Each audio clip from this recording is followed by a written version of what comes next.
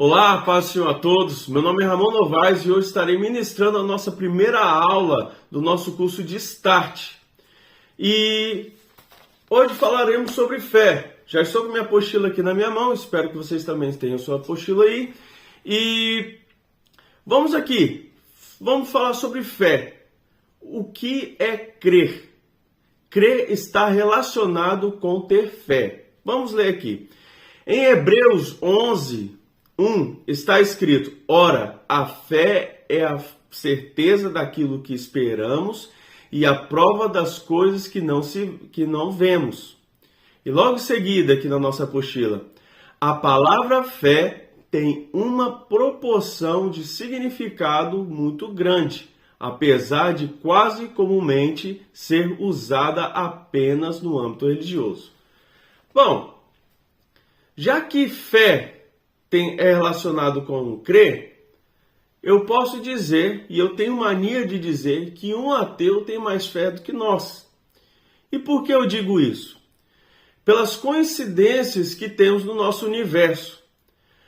Vemos que a Lua tem uma distância de aproximadamente 340 mil quilômetros de distância da Terra, e se por acaso a Lua tivesse 80 mil quilômetros mais próximo da Terra, nós sofreríamos inundações e tsunamis pelo menos 4 vezes ao dia.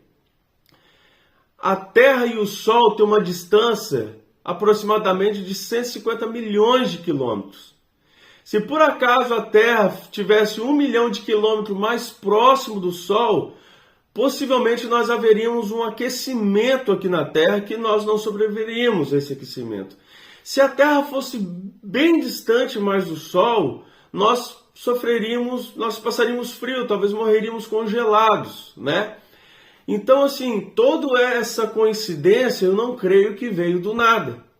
Com essa crença que os ateus têm que tudo ocorreu por causa de uma evolução, eu acho que é bem mais difícil eu, particularmente, crer nisso do que crer num ser criador. Né? E agora eu não estou falando especificamente de um Deus, né? O nosso Deus Jeová, mas sim um Deus criador, algo que criou nós. E isso é um pequeno resumo de tantas outras coisas que possamos falar aqui, até toda a construção do corpo humano, os animais, a natureza, como tudo acontece por causa de um propósito. E eu creio, né, na minha fé, creio que Deus, com sua infinita sabedoria, criou tudo isso com um propósito. Amém, meus irmãos? Então, meus irmãos, eu gostaria de abordar um pouco mais do que a apostila fala. O que vou abordar aqui já tem na apostila, só com um pouquinho mais de informação para que talvez vocês possam entender melhor o que é fé. E exemplos de fé, de diferentes fé, podemos dizer assim. Vamos falar, por exemplo, de fé salvadora. O que é uma fé salvadora? Em Efésios 2, 8, 9 diz assim: pois pela graça sois salvos, mediante a fé, e isso não vem de vós, é dom de Deus, não de obras, para que ninguém se glorie. Então, essa fé salvadora é um dom de Deus, não algo que possamos alcançar por esforço próprio. Então, o que nós temos de fé, primeiramente, veio pela graça de Deus em nossas vidas, ok? Temos a fé viva. A fé viva em Tiago 2,17 afirma: assim também a fé, se não tiver obras, é morta em si mesma. Então a fé ela é dinâmica. Uma pessoa que fala que tem fé, porém não faz obras nenhuma, ela tem uma fé morta. O que adianta eu falar para você que eu creio em Deus, amo Deus, vou para a igreja, mas quando eu vejo um irmão em necessidade, eu não o ajudo. Quando eu tenho uma oportunidade de exercer o bem, eu não faço. Em Hebreus capítulo 11 fala exatamente sobre isso. Inclusive a nossa apostila fala também sobre isso. Tá? Por isso que eu falei, o que eu estou tirando aqui tem coisa da apostila, é informações a mais. Então, em Hebreus 11 fala exatamente sobre a fé, sobre os heróis da fé, né? Abel ofereceu Abel ofereceu uma oferta maior pela fé do que teu irmão. E dentre outros, Josué, ainda no Egito, profetizou que o povo de Israel sairia do Egito. E isso foi 400 anos atrás, o povo de Israel saiu do Egito, ele já tinha profetizado. E dentre outros, pela fé, Abraão saiu da terra onde ficava sua parentela, para ir para uma terra que ele nem sabia onde era. Então, é uma fé com obra. Então, eu aconselho você a ler o capítulo 11 de Hebreus, para você ver exemplos de fé com obra, ok? Temos também a fé justificadora. Romanos 5,1 explica: justificado, pois, mediante a fé, temos paz com Deus, por meio de nosso Senhor Jesus Cristo. Então, a fé justificadora envolve confiar na justiça de Cristo, é confiar para cobrir nossos pecados, e que somos declarados justos diante de Deus por causa do seu sacrifício. Então, através da fé que temos em Cristo, em aceitar a Cristo, nós somos justos diante de Deus, através do sacrifício de Jesus Cristo lá na cruz. Temos a fé cura, a fé para a cura. Em Mateus 9:22 diz: Jesus diz à mulher que sofria de hemorragia há 12 anos. E eu vou citar um pouco do que aconteceu. Tinha essa mulher que ela sofria de uma hemorragia por 12 anos, né? E ela já tinha gastado tudo aquilo, toda sua fortuna, todos os seus bens com médicos. Porém, nenhum deles resolveram o seu problema. E ela, sabendo que Jesus estava ali, e Jesus estava a caminho para ir curar a filha de Jairo, se eu não me engano, tá? Confere aí Mateus, o capítulo 9, você vai ver sobre essa passagem aí. E aquela multidão, sabendo que Jesus estava ali, empurravam Jesus, todo mundo querendo encostar Jesus, vem essa mulher, na fé dela, pensando: se eu encostar apenas na orla de Jesus Cristo, do Mestre, eu serei curada. E quando ela ali enfrentando barreiras, ela conseguiu encostar, ela foi curada. E o mais interessante é que Jesus, sendo oprimido por vários ali, comprimido, aliás, por vários, e ele fala: alguém me tocou. E os seus discípulos: esse cara tá, né? Tá pensando em quê?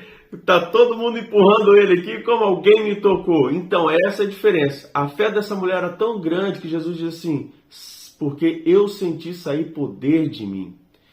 E ela vai e se revela a Jesus Cristo, e Jesus Cristo diz assim para ela: vá, a tua fé te salvou, a tua fé te curou. Então temos aqui uma fé de cura.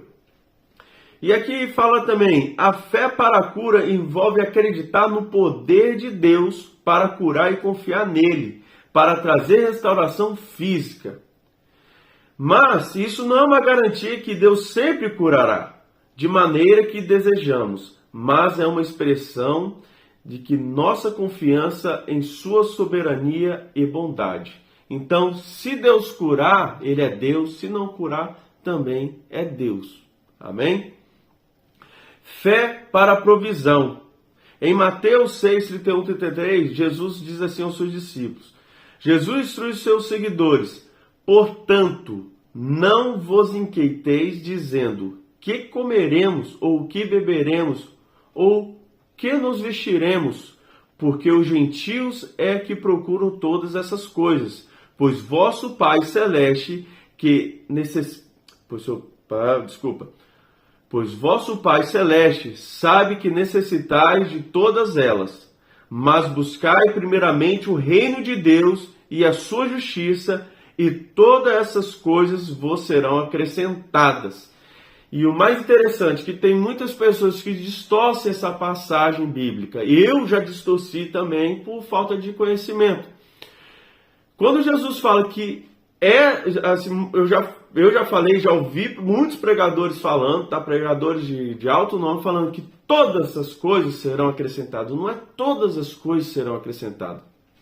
É todas estas coisas. E que são essas coisas? O de comer, o de beber, o de vestir. Então, quando buscamos primeiramente o reino de Deus e buscamos pela fé, o resto será, o básico será acrescentado em nossas vidas. Amém? Deixa eu só ler essa parte aqui. A fé para a provisão envolve confiar que Deus conhece nossas necessidades e proverá para elas à medida que produzimos seu reino e justiça. Amém? Vamos lá. Fé nas promessas de Deus. Como eu já disse aqui no capítulo 11 de Hebreus, já peço novamente para que leiam essa passagem aí, define assim: que a fé é a certeza de coisas que se esperam, a convicção de fatos que não se veem. A tradução aqui, algumas talvez mudam, mas é o mesmo sentido. Então, a fé de uma promessa, ela tem que ser paciente, ela tem que ser, temos que se perseverar. Às vezes nós temos uma promessa e ficamos assim, afoitos, ansiosos. Mas nós temos que crer que a promessa ela vem no tempo certo. E muitas das vezes Deus nos prepara, Ele coloca a gente numa escola para que quando alcançarmos essa promessa, saberemos administrar ela. Às vezes nós não conseguimos aquilo, a nossa promessa no tempo que nós queremos, porque se Deus nos der aquela bênção, nós vamos perder. Nós vamos perder porque nós não aprendemos a administrar. Por exemplo, José, quando ele foi vendido pelos seus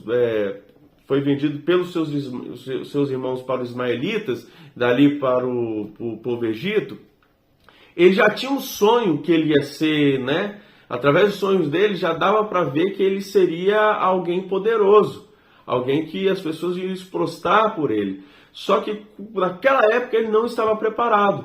Então ele foi vendido, foi traído, ele aprendeu a ser traído, ele foi tentado pela mulher de Potifar, e quando ele estava ali na cadeia, ele teve uma interpretação de 2 sonhos, e de um deles, que era o copeiro do faraó. Quando o copeiro saiu, ele falou: lembra de mim, para que ele saísse da cadeia. E o copeiro esqueceu dele. E ele ficou mais um tempo na prisão. E no tempo certo, na hora certa, o copeiro lembrou dele. E na hora certa, José saiu da cadeia, foi até Faraó e se tornou o segundo maior homem do Egito. E nisso tudo ele já sabia, ele já tinha sido traído, ele já tinha sido tentado e passado pela tentação, ele aprendeu a administrar, foi uma escola para ele chegar até ali. Então as nossas promessas elas vão chegar no tempo certo. Temos que ser perseverante e ter paciência, e confiando no tempo certo e nos caminhos do Senhor, sabendo que os caminhos do Senhor são perfeitos. Fé na soberania de Deus. Provérbios 3, 5, 6. Confie no Senhor de todo o teu coração, não te estribes o teu próprio entendimento. Reconheça-o em todos os seus caminhos, e ele endireitará as tuas veredas. Então temos que confiar na soberania de Deus. Temos que ter fé que Deus é onipotente, tem poder sobre tudo. Ele é onisciente, ele sabe de tudo o que passa na minha, na sua mente, em nossos corações, e ele é onipresente. Ele está em toda parte desse universo. E fé para crescimento espiritual. Colossenses 2, 6, 7. Portanto, assim como recebeste Cristo Jesus, o Senhor, assim andai nele, agarrai-vos e edificados nele e confirmados na fé, assim como fossem ensinados, abundando em ações de graça. Então vamos lá. Esse tipo de fé envolve um processo contínuo de crescimento em nossa compreensão de Deus e na sua palavra. Vamos parar aqui. Confiança em Deus e em sua palavra. Para crescimento espiritual. Para você ter um crescimento espiritual, primeira coisa, você tem que acreditar em Deus, buscar Deus e conhecer Deus. E todas essas 3 coisas você só consegue através da Bíblia Sagrada. aqui está toda a informação que você precisa para ter um relacionamento e conhecer Deus. Não tem como você conhecer Deus se você não ler a palavra. Não tem como você conhecer Deus só ouvindo a palavra de Deus nos cultos, ou aqui, às vezes, no telefone, ouvindo um pregador. Você só vai conhecer Deus de verdade tendo meditação na palavra de Deus. Ok? E assim, tendo um relacionamento com Deus, com o Espírito Santo de Deus, automaticamente a sua fé cresce e automaticamente o teu crescimento espiritual também cresce. Amém? Fé em provações. A última aqui. Tiago 1, de 2 a 4. Meus irmãos, tende por motivo de grande gozo o passardes por várias provações, sabendo que a provação da vossa fé produz perseverança.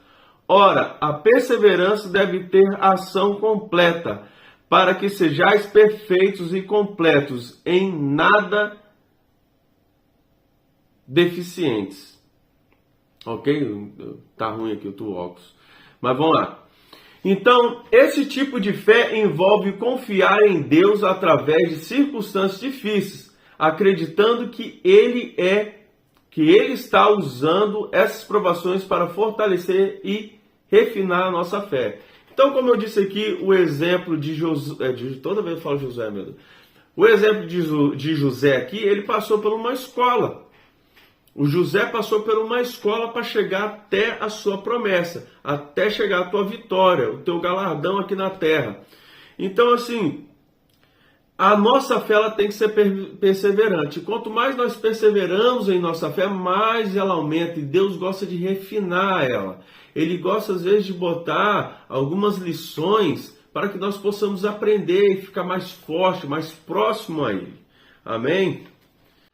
Bom, meus irmãos, depois que falamos todos esses 9 tipos de fé que temos aqui na Bíblia, voltamos aqui para a nossa apostila e passaremos só um breve resumo aqui. E a primeira página aqui, né, já falamos assim que o que é a fé? A fé tem a mesma conotação de crer. E a fé ela é essencial para a nossa caminhada. E aqui diz assim: por esse texto temos claramente percepção que a fé, além de estar presente no início da caminhada cristã, também é presente ao longo de todo o caminho.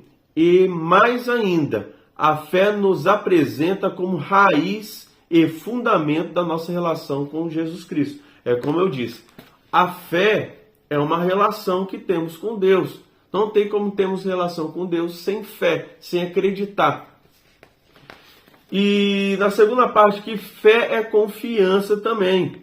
E a confiança em Deus, ela traz um aspecto para a nossa vida, que é a desistência de fazermos algo em nosso favor. Com nossa mente caída, sempre pensamos que temos que fazer algo para merecermos Deus. Então, não há nada que você faça no mundo vai fazer assim: agora eu mereço Deus. Nós já éramos condenados. Nós já éramos condenados à morte eterna, mas através de Cristo, Ele que fez. Então, se hoje somos salvos, não é por causa das nossas obras ou o que fazemos, mas sim através da justificação, através da morte de Cristo lá na cruz. Amém, meus irmãos? E fé é conhecer. É o que eu falei, tudo aqui eu já passei aqui um pouquinho nesses 9, que eu achei mais interessante, assim, mais explicativo, mais resumido. Então, vamos lá, fé é conhecer. E aqui logo no início fala, estabelecer essa relação de confiança só é possível quando há em nós um mínimo de conhecimento a respeito de Deus. Como eu falei anteriormente, conhecer a Deus é ter meditação na palavra. Novamente, não tem como você conhecer a Deus se você não lê a palavra. Como você vai saber que Jesus veio se não existisse a Bíblia? Como você vai saber que Deus existe se a Bíblia não existisse? Então, é a nossa prova física que Deus existe, é a palavra de Deus, tá? Então, através da fé, eu creio 100% que na palavra de Deus, o que a palavra de Deus fala. Ok? E vamos lá. E é isso aí. Aí, para finalizar, fé, confessar. Gostaria de ler toda essa página aqui, que é pequena, para encerrarmos essa aula. Conhecer o Deus que se revelou a nós e confiar nele são os princípios passos da fé. No entanto, a fé, enquanto virtude, tem uma característica essencial: ela é operosa. O fato de a fé ser operosa significa que ela é visível externamente. Um texto que nos traz uma ideia bastante apropriada é Romanos 10, 9.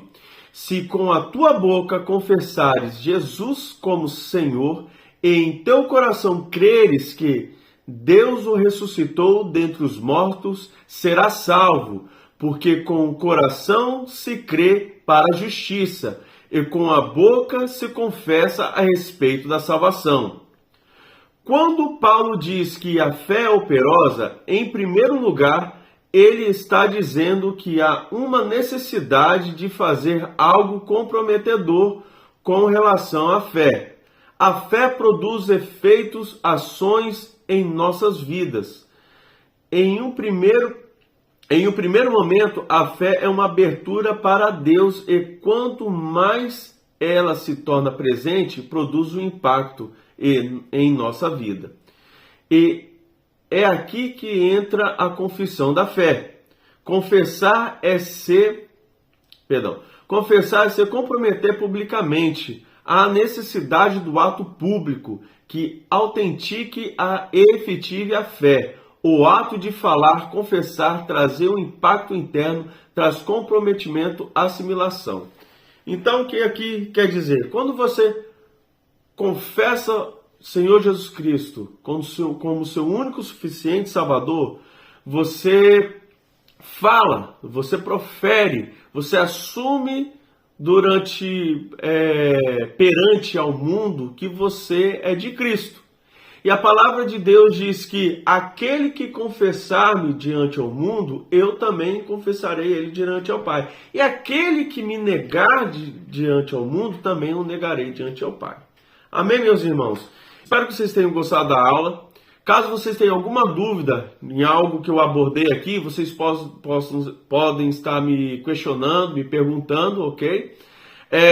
Caso tenha alguma observação, é sempre bem-vindo uma observação. Crescemos nessas observações, aprendemos de acordo com essas observações. E caso tenha dúvida, posso estar tirando essa dúvida comigo, e eu também aconselho a estar tirando a dúvida com o pastor Douglas. Caso você seja homem, talvez seja mulher, sinta-se mais confortável estar tirando uma dúvida com mulher, temos a pastora Hillary ali na nossa Lagoinha Walking. Um grande abraço e a paz do Senhor a todos.